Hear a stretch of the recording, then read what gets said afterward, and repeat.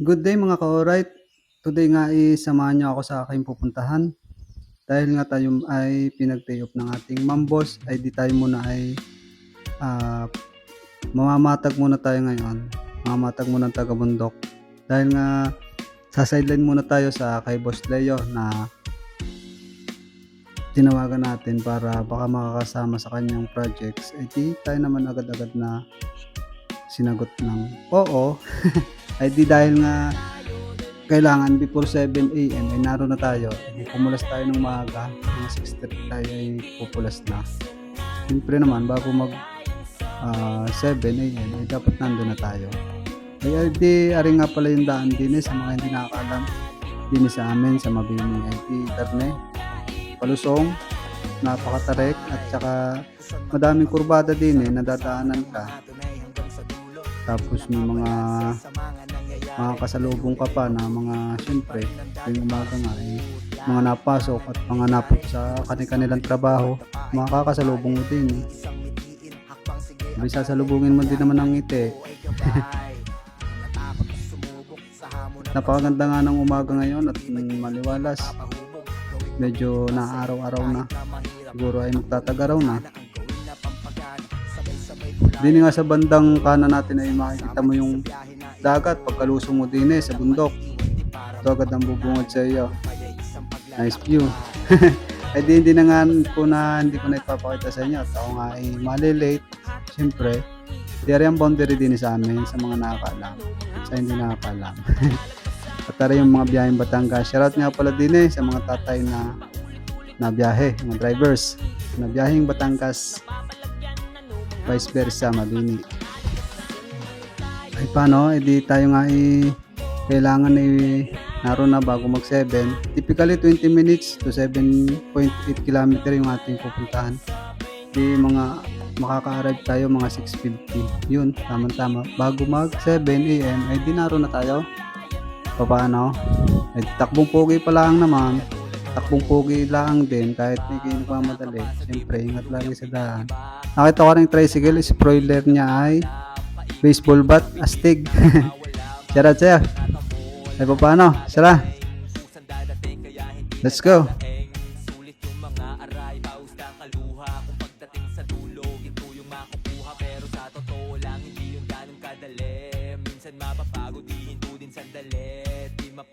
Madami-daming isipin pero para sa akin nabukasan kayang tiisin, kayang tirisin yung problema ng buhala. Basta magtiwala, tingnan mo akong bahala. Malayo-layo na din kung di nalampasan.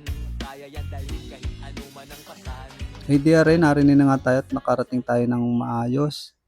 Ari nga pala yung projects ni Boss Leo. Shoutout nga pala sa aking mga kasama na sila yung nagkasa niyan. Dahil ako nga ipawala-wala, hindi na ako nakatulong. At ari pa yung isa na silip. Bagong dating.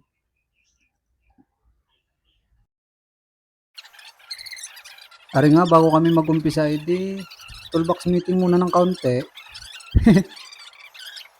Payabangan muna ng kaunti, ika nga. Joke lang. Niyakan nga kami din ni Boss Leo. Ito. At kami nga pinagmerienda. Din sa Barangay Saging Balanga. Napakasarap ng lumi din. I-try nyo din maglumi at alright. Alright. Ay siya. Ayun, yung dalawa, yaw na. Sa Bibilis. Oh. E paano? Tara. Lalaban ulit. E di ari nga. First coating ng waterproofing. Kinurkur muna namin yung mga pader na yan bago waterproofing. Tapos yung napapansin nyo niya puti na waterproofing na yan, minamasilyahan na. At si Boss Leo yan, yung nakakit na yan na may pulang mahaba. Titingnan daw muna niya ang bubong kung maaari pa. Ay siya paano. Di ari nga, ang aming laban din kainitan. Ay magigilas abay nakapaglumi. Yung ko naman sarap ng luming yon. Ay pag hindi ka ginanahan magtrabaho din sa gigilas, kidlat.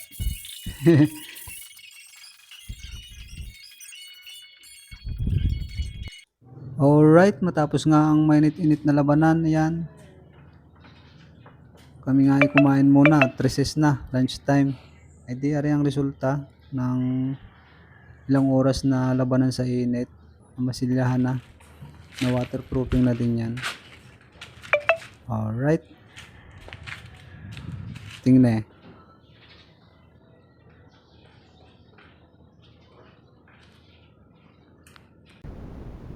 Kita mo, 1, 2, 3. Tatlo yan. Tatlong scaffold. Tatlong akyat.